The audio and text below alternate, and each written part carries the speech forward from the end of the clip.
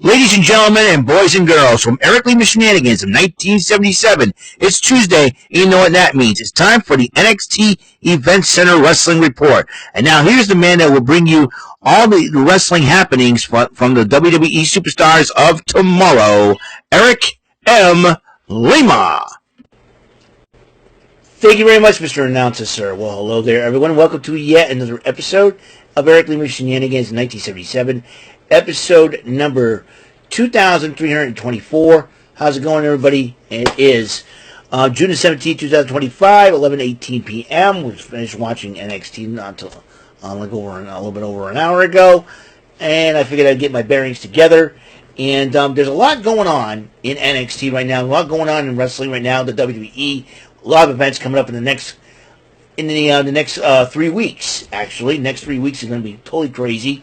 After this weekend. So this weekend also we have basically 4 days of spring left. 4 days of spring, counting today to 20th is the last day of spring because summer will be here in the 21st. I'm really excited and can't wait to see what the summer brings, and I know there's going to be a lot of summer craziness going on in professional wrestling. And you got the Great American Bash coming up. You got Night of Champions coming up a week from this coming Saturday. You got Night of Champions coming up. You got Great American Bash. You got Sunday Night's Main Event, Evolution. Those four in WWE. We got Grand Slam Mexico tomorrow. We got Evolve, SmackDown. Lots of craziness happen. Giant lizards and all that good stuff. So, yeah, giant lizards. That's from when chilling with Jordynne when he played Spider-Man 2. Giant lizards, and had a lot of fun. Let's talk about what happened on NXT, shall we? Because this has evolution implications, title implications. There is going to be an interesting situation. Now, as you know, there was the first Evolution Eliminator match between Thea Hale and Jaida Parker. And Thea Hale attacked Jaida Parker before the matchup because she was getting sick and tired of Jaida Parker running her mouth and attacking her. So the two went at it. It was a heck of a matchup. Now, here's the deal. There are 4 Evolution Eliminator matches. The winners of those 4 will face each other next week in a Fatal 4-Way. Whoever wins that match will face the NXT Women's Champion, whomever that may be, at Evolution. Because you got to remember now. There's some you got to remember now. Before Evolution, you got NXT Great American Bash. So it could be a women's title match beforehand. Who knows? Somebody's going to have to work double duty, so to speak. But who knows? It was a heck of a matchup. Now, Jaida Parker did something really smart. She actually tapped out, making Thea Hale, but she tapped out with a hand that the referee did not see, making Thea Hale think she won the match with the Kimura after she slapped the Kimura like 3 times. Referee says, no, you didn't win the match, but the bell didn't ring either. I think if Thea Hale didn't realize the bell didn't ring, afterwards she would have noticed something was up, but it was too late. Jaida Parker hit her with the hypnotizer. 1, 2, 3. Jaida Parker was the first of 4 to advance in the matchup. Meanwhile, Josh Briggs and Yoshiki Inamura and Elijah were talking about Trick Williams in first class. Elijah explained to them what first class was all about in TNA, and then Hank and Tag talked to Josh Briggs, Yoshiki Inamura. He said, "Hey, you guys get a title, that'll be great." And then Obafemi walks by. He says, "Hey, champ, that was a great matchup you got, man." And Obafemi did realize that Jesper Troy was tough, and and Elijah goes, "I'm going to see you guys. I'll see you two out there. I'm going to tune up this guitar." So he goes, "Yep." And then Trick Williams confronts Obafemi and then walks away and insults Briggs and Inamura about leather jackets or something like that. Then the second Eliminator matchup, Kelani Jordynne versus Lash Legend. And heck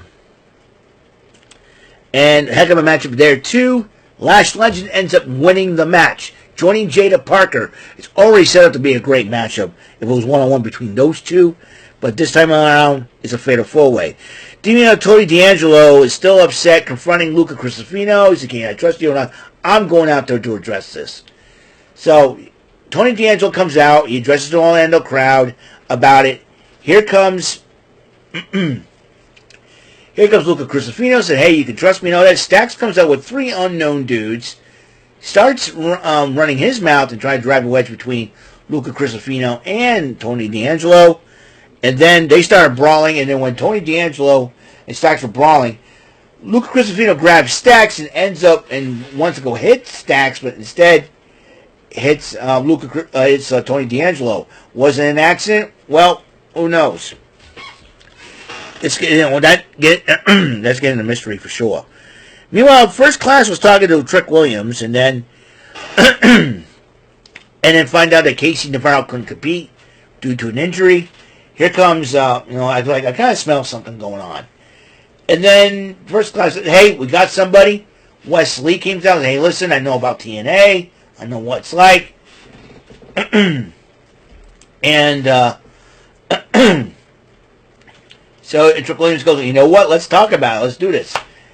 So there's that. Chase U decided to start their First Class with Uriah Connors and Kale Dixon. But Kale Dixon tries to talk to to Mr. Chase. Mr. Chase says, "Hey, you got to be tough," and all that.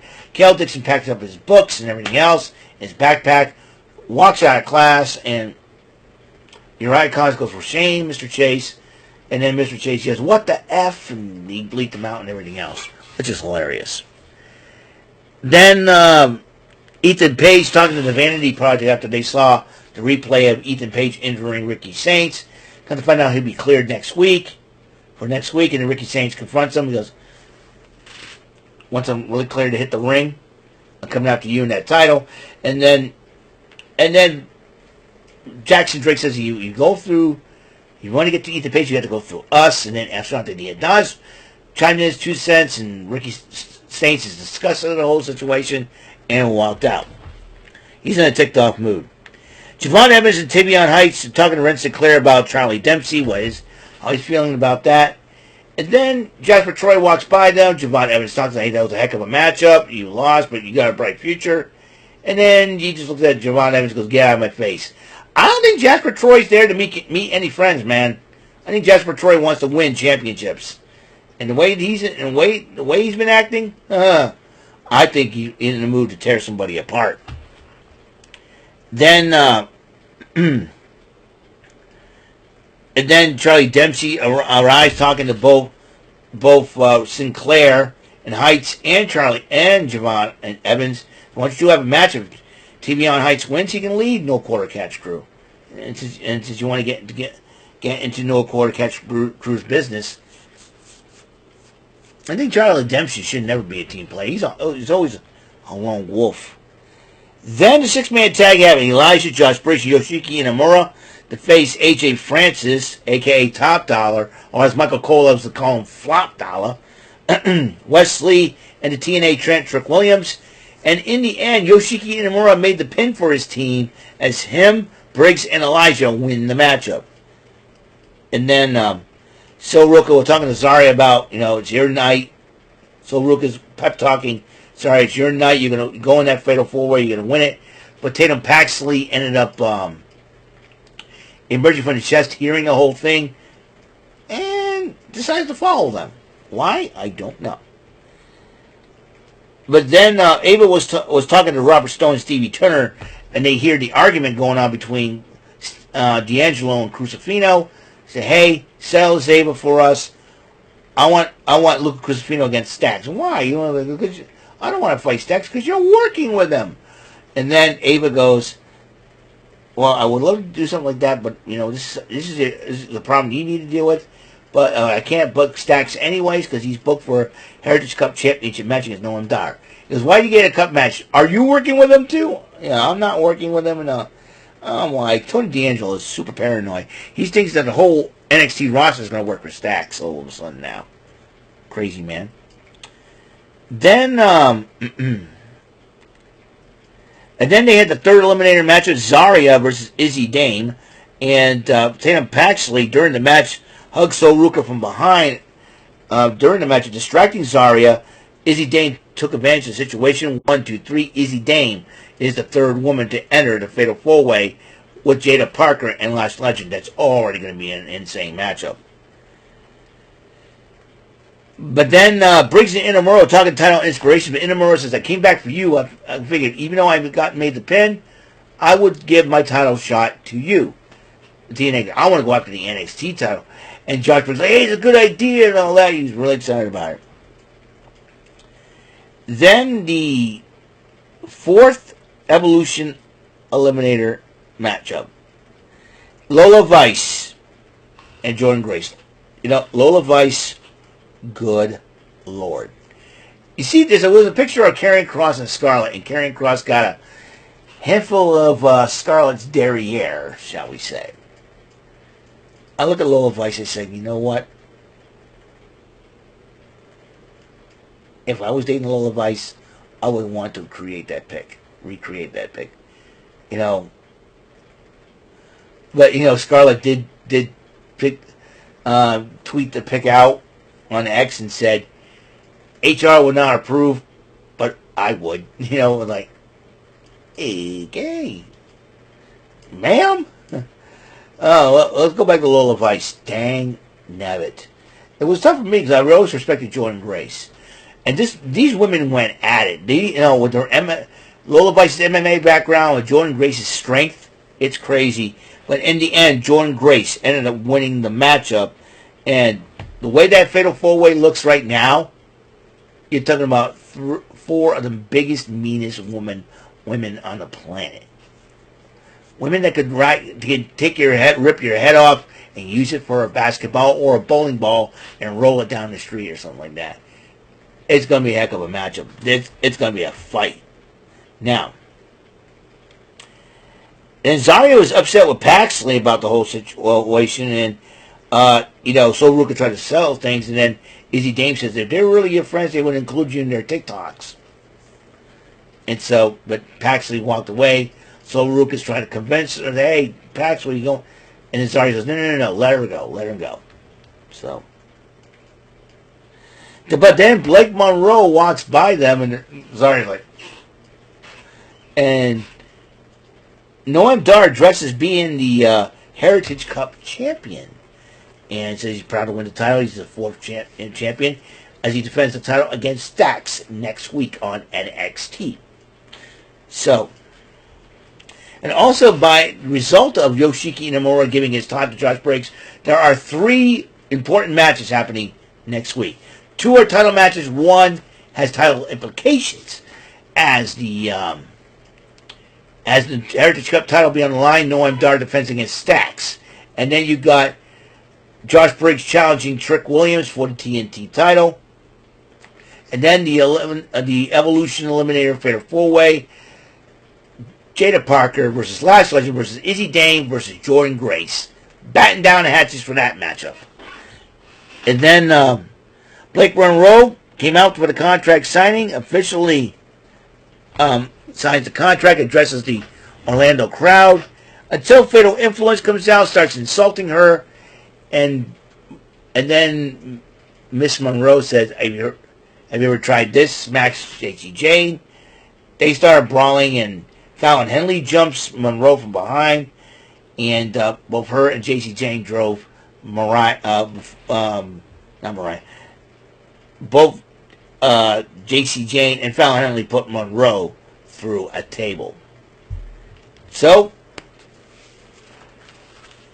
Blake Monroe, a.k.a. Mariah May, is officially signed her contract to be on the NXT roster.